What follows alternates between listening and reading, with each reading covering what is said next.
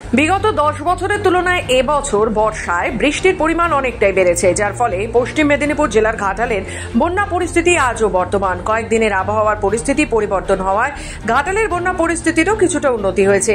প্লাবিত ঘাটালে বন্যার জল কমতে শুরু করেছে ধীরে ধীরে, তবে এখনো ঘাটাল পৌর এলাকা সহ গ্রাম পঞ্চায়েতের বিস্তীর্ণ অঞ্চল প্লাবিত।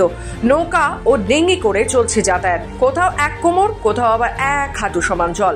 সেই জল পেরিয়েই চলছে যাতায়াত। এদিকে দুর্গাপুজো আসন্ন, ফলে সব মিলিয়ে চিন্তায় পড়েছেন এলাকার ব্যবসায়ী থেকে স্থানীয় বাসিন্দারা। চন্দ্রকোনার কেঠিয়া নদীর জলস্তর কমলেও ঘাটাল এখনো প্লাবিত।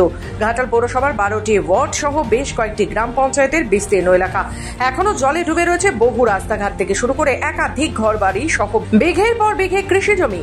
ফলে সব মিলিয়ে দুর্গাপুজোর আগে বন্যার পরিস্থিতি তৈরি হওয়ায় চিন্তার ভাঁজ ঘাটালবাসীর কপালে। কোথায় যাবে? ওই সামনে যাবো। কিভাবে যাবেন? ডোঙাতে। তাদের ডোঙাতেই যাতায়াত করতে হয়। খুবই তো নাজেহাল অবস্থা। এখন বেশি হয় তখন আরো বেশি কষ্ট হয়, এখন কম আছে তখন আসতে পারেনি। ভয়াবহ বন্যা বাড়ছে এবং যাতায়াতের খুবই অসুবিধা। এটা কতবার বন্যা? সবার হয়ে গেল বন্যা মোটামুটি। মুখ্যমন্ত্রী, হ্যাঁ বলুন।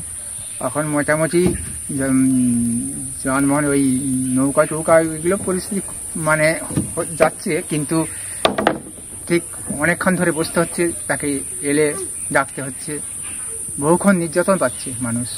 কি মনে হচ্ছে জল যন্ত্রণা কবে মিটবে? জল যন্ত্রণা এখন মিটবে না।